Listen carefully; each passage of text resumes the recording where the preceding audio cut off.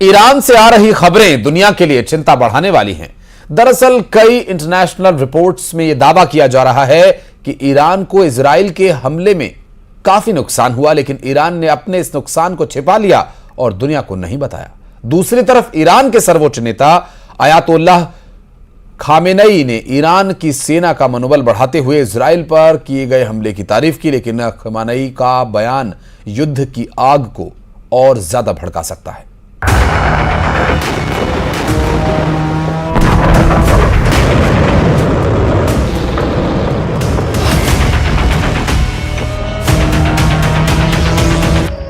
Israel वार करे और घाव न लगे, ये नामुमकिन है।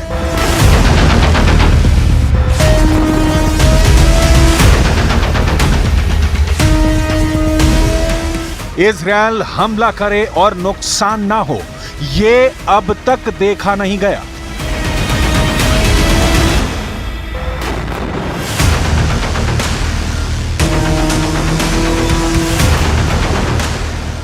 इजराइल धमकी दे और दुश्मन की सांसें न थम जाएं, ऐसा हो ही नहीं सकता।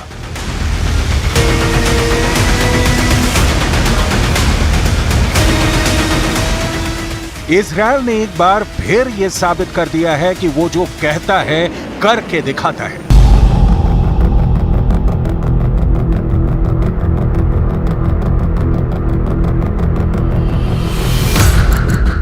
इजराइल ने ईरान के ऊपर हमला किया था, यह चर्चा तो पूरी दुनिया में है, लेकिन इसके साथ ही एक और खबर पूरी दुनिया में ईरान के द्वारा फैलाई गई कि ईरान को तो इस हमले में कोई नुकसान ही नहीं हुआ। ईरान के सरकारी टीवी ने तो यहां तक दावा कर दिया कि इजराइल ने सिर्फ 3 ड्रोन से हमला किया था और वो तीनों ड्रोन भी ईरान के एयर डिफेंस ने मार गिराए। लेकिन सच क्या है, ये धीरे धीरे ईरान के अंदर से ही सामने आना शुरू हो चुका है।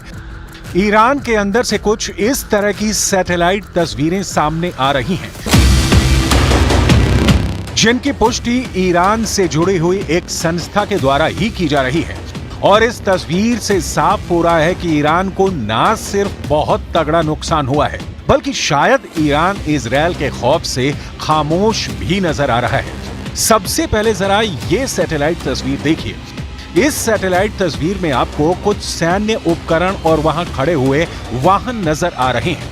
अगर बाईं तरफ से गिने तो 1, 2, 3, 4, 5, 6, 7, 8, 9, 10,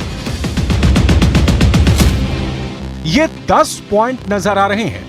अब जरा इसी जगह के 9वें पॉइंट को देखिए। यह साफ नजर आ रहा है कि 9वें पॉइंट पर यानी कि बीच वाले वाहन को पूरी तरह से क्षतिग्रस्त और नेस्तो नाबूद कर दिया गया है।